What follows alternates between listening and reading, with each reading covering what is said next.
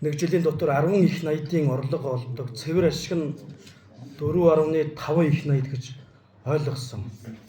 2024 оных нэг 4 орчим их наяд их. Тэгээд сая захирал бол хэллээ. Тиймхэн улсууд гэж та яг цогццоочуудыг хэлээд өнөө өөр хэнийг хэлээд байна. Тэгээд нэг юм хурчигч ч юм уу, дохиочин ч юм уу тийм л ажиллаар аван та нар бол эмсүүд, тийм төгссөн улсуудыг л ажилд авах боломжтой гэдэг юм хариулчих шиг боллоо. Дараагийн асуудал цогццын сумын засаг даргаар ажиллаж исэн хүн, цогццын сумын газрын албанд ажиллаж исэн газрын даамал 2 Эрдэнэс тавталгын компани түншлэл буюу 2022 онд 300 мянган тонн нүрс судалтаа авсан Адмирал компанитай холбоотой асуудлаар шалгагдаад торгуулийн ял авчихсан байгаа.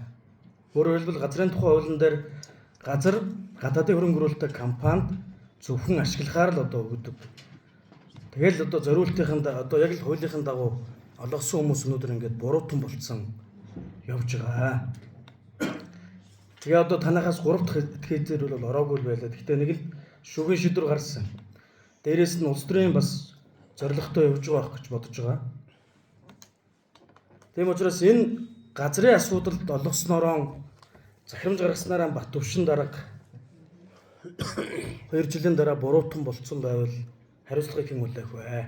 Эндээс дэмжсэн төлөөлөгчд буруутан болох уу гэдэг асуудал. Дараагийн асуудал бол энэ орон нутгийн иргэдийг нэг авнаа, ажилуулнаа гэдэг нэг тийм үг үсэгтэй. Тэгээд дээд дарганараас албан тушаалтангууд улс төрийн одоо хамаарал өгхийн нөхдүүдийн хүмүүс ирж Эрдэнэс тавталгад ажилладаг. Эрдэнэс тавталгойд орон нутгийн иргэдийн ажиллах квотыг тогтоож өгөх ёстой. Дээрээс нь цогццын сумын иргэдийн энэ одоо суурьшлийн бүс болгоод энд та нар ажилчдын хотхон барай зогсож явах ёстой байтал танай компани үйл ажиллагаанд одоо хамгаалалт байж байгаа тэр 810 дугаар ангийнхан энд ирж одоо цогццын сумын одоо нутагт үйл ажиллагаа явуулж байгаа учраас сумын хурлаас энэ асуудлыг дэмжиж өгөөч гэдэг асуудлыг ярьж байхад өнөөдөр танах мэдэхгүй дээш нь ярья гэдэг юм асуудал ярьж байгаа.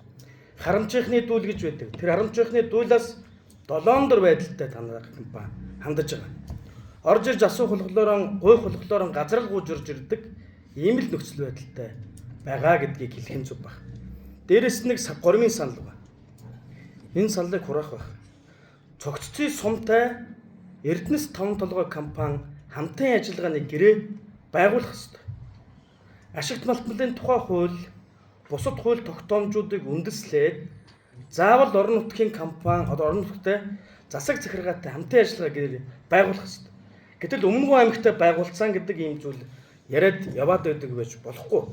Санж метрт цогццын суманд үлдсэнгүй. Санж метрт үлдсэнгүй. Та нар бүх газрыг одоо ингээд компани дээр авах гэж байгаа юм шиг. Дараагийн асуудал тэр хил холболтын гэрээтэй холбоотой асуудал он чороотын төсөл утахгүй эхлэх гэж байгаа.